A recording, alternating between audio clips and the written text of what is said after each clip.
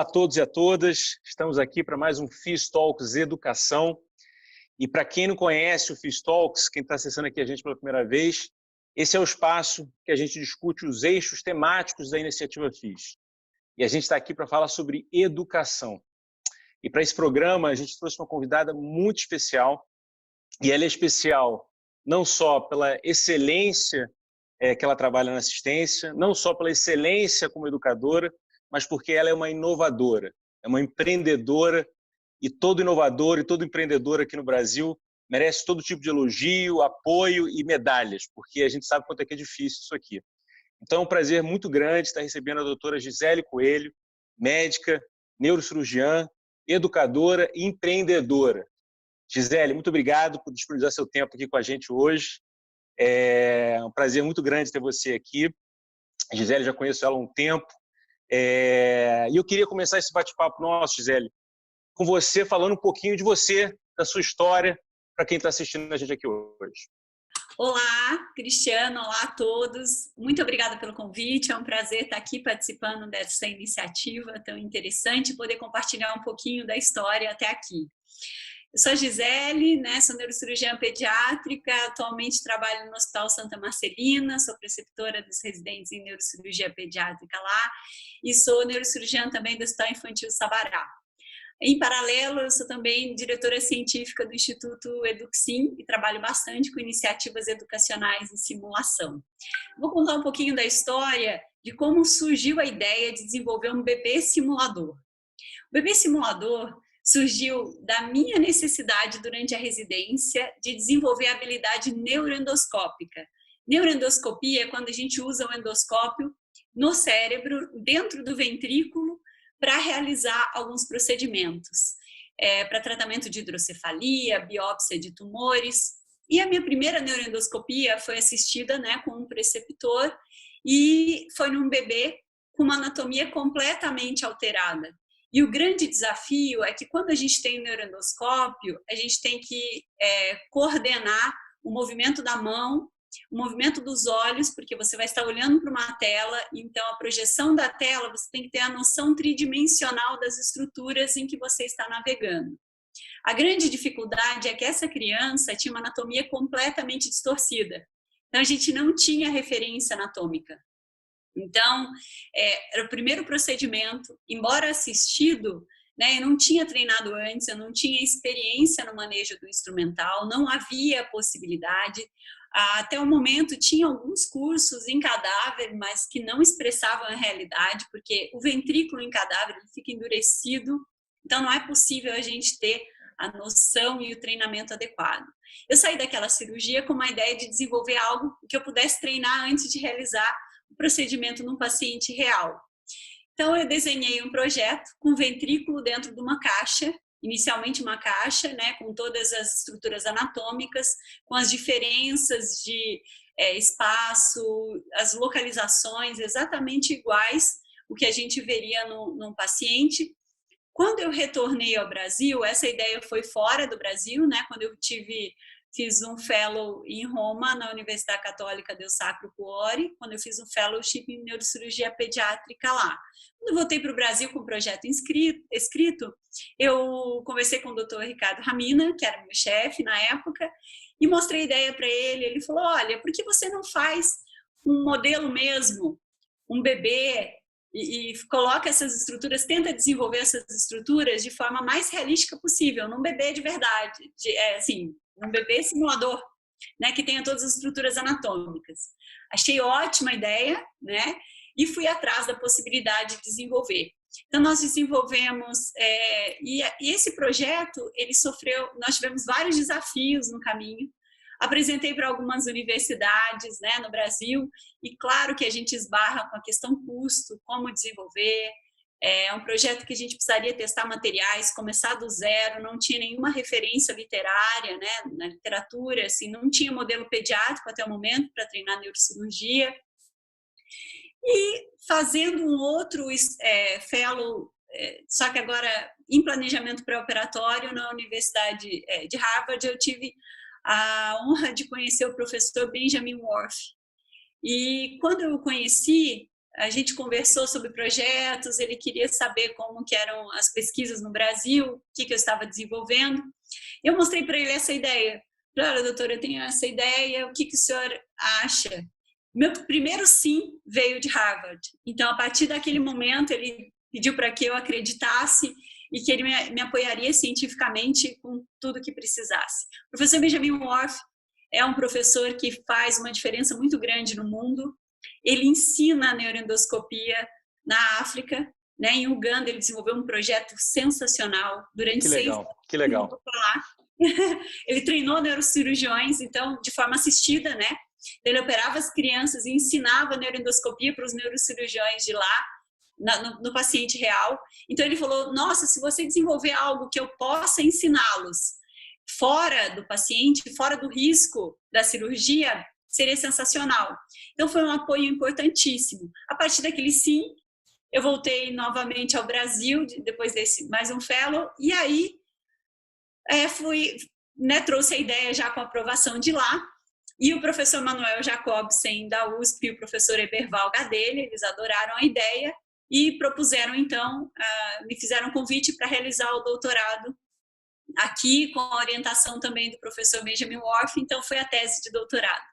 Tese que foi o desenvolvimento, e aí a gente inovou um pouquinho mais.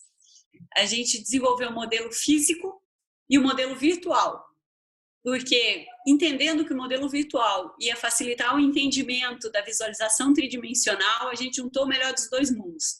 Primeiro, o aluno veria o procedimento passo a passo virtualmente e depois ele faria no bebê simulador.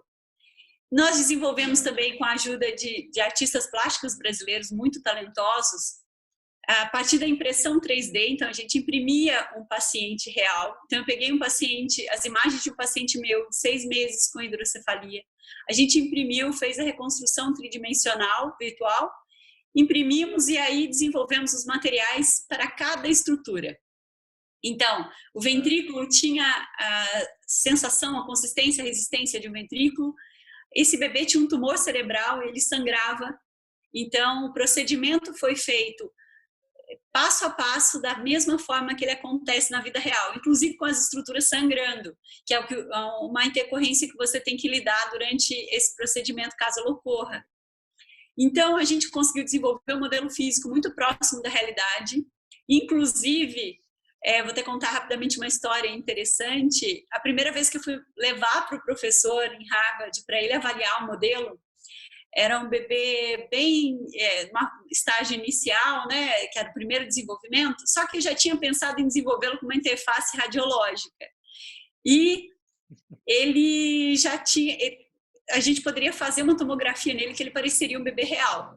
Então o osso dele era uma resina que tinha carbonato de cálcio, com um depósito que era exatamente igual. Então o raio-x e a tomografia ficavam um bebê real.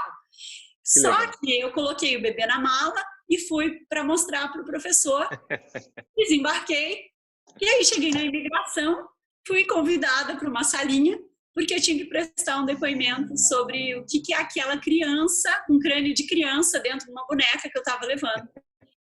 E eu fiquei super apreensiva, porque eu falei, meu Deus, não tinha publicação, não tinha nada, era o primeiro protótipo. Mas, enfim, fui liberada, né, com considerações, eles queriam abrir o modelo, rasgar, mas daí não rasgaram. Depois, na saída, eu levei uma carta justificando tudo, que era um projeto científico, então foi super interessante esse aperto, mas, ao mesmo tempo, mostrou que o modelo era muito fidedigno. A gente fez o primeiro teste, o professor adorou, e aí a gente vem aprimorando o modelo até hoje. Um modelo, na verdade nós desenvolvemos 2 bebês, um com crânioestenose, que é uma alteração do formato craniano, e esse bebê que tem hidrocefalia e tem um tumor intraventricular. Então esse bebê de hidrocefalia dá para fazer todos os procedimentos.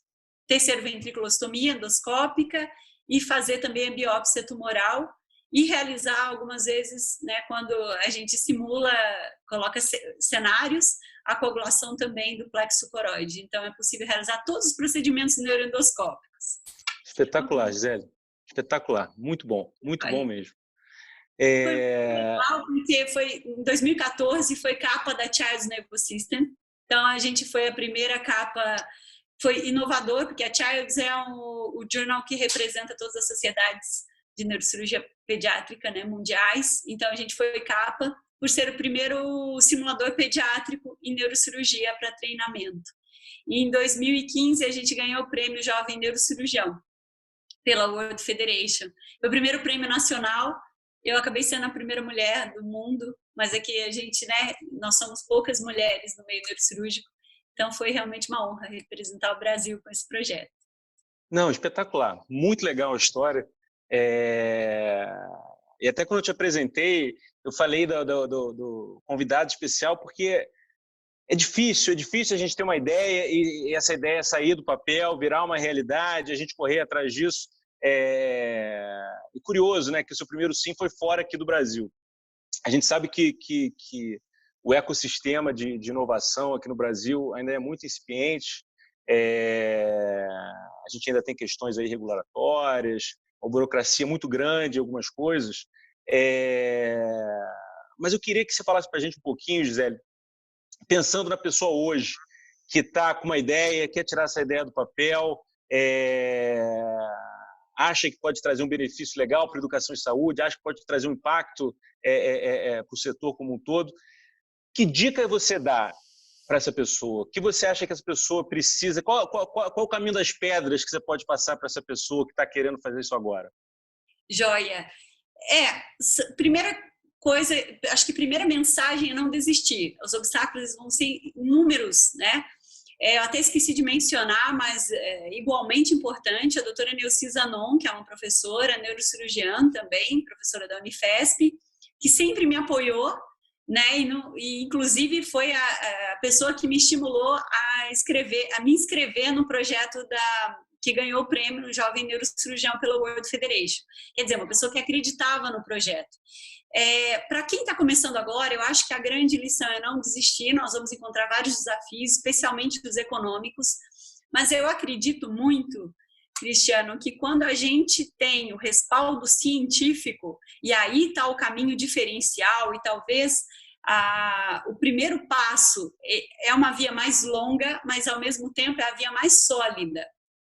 Porque eu vou desenvolver um modelo novo de treinamento, de trabalho, de projeto. Se eu tenho respaldo científico, se eu validei cientificamente, se eu comprovei que treinando neurocirurgiões brasileiros, né, com um M satisfatório, melhorei a curva de aprendizado desses neurocirurgiões, se eu conseguir publicar, se eu conseguir mostrar a validade científica em grandes jornais, esse projeto ele vai ser visto de outra forma. Ele não é apenas uma ideia, mas é uma ideia com comprovação científica. Eu acho que o grande diferencial para começar a obter investimentos e apoios de iniciativas para desenvolver, né, o passo a passo desse projeto foi realmente mostrar solidez científica. Porque a partir desse momento, a gente consegue, pensando em termos de mercado, para o simulador, né, saindo um pouco da parte científica. Depois que eu tenho um respaldo científico, eu consigo entrar e transitar pelos vários mercados em todo o mundo. E foi isso que aconteceu com o simulador. Hoje ele participa de cursos, né, do mundo todo.